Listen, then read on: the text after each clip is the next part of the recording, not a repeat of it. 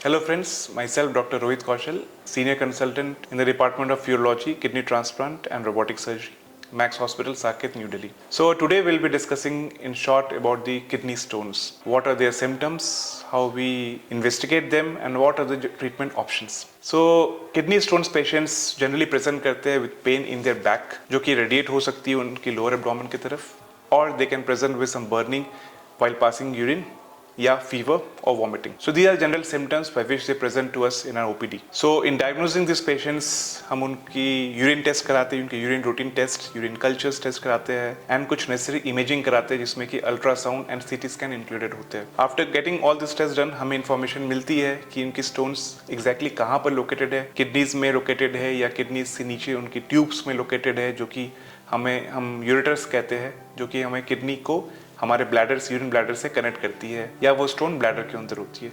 तो इन किसी भी लोकेशन पे उनकी स्टोन मिल सकती है.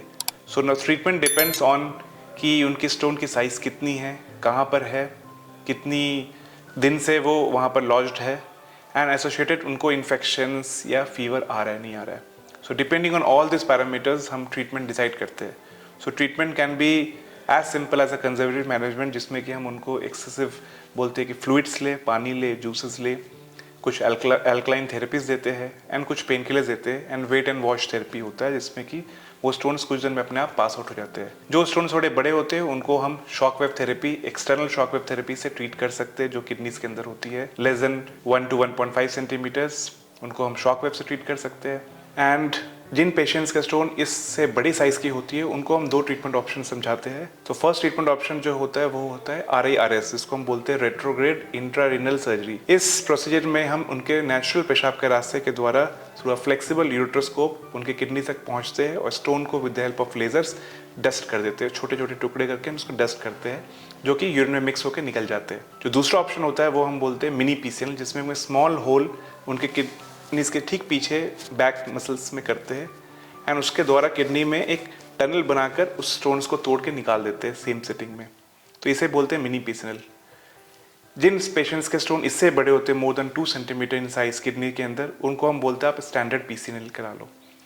इस प्रोसीजर में थोड़ी सी होल बड़ी होती है compare to mini PCL, but इसकी फ़ायदा ये है कि इस प्रोसीजर से उनकी कंप्लीट स्टोन क्लियरेंस हम उनको एक सिटिंग में कर सकते हैं. जहाँ तक यूरेट्रिक स्टोन्स का सवाल है, जिस पेशेंट्स को यूरेट्रिक स्टोन होती है एंड साइज बड़ी होती है like 5 millimetre 6 millimetre and above, उनको हम एक प्रोसीजर करते हैं जिसको बोलते हैं यूरेट्रोस्कोपी. इसमें हम एक रिजिड इंस्ट्रूमेंट लेकर उनके नेचुरल पेशाब के रास्ते से जाकर वो स्टोन्स को लेजर से ब्रेक करके निकाल के उसमें एक स्टेंट डाल देते हैं, जो कि फर्दर 2 वीक्स के बाद स्टेंट को निकाल दिया जाता है. तो ये जनरली टेक्निक्स एंड प्रोसीजर्स हम फॉलो करते हैं फॉर ऑल दोस पेशेंट्स जो हमारे पास kidney stones and uric stones से प्रेजेंट करते हैं. So friends, if any one of you is suffering from और if any of your relative is suffering from this kidney stone pain and other problems, please do meet your urologist at the earliest to get the correct treatment and save your kidney. Thank you.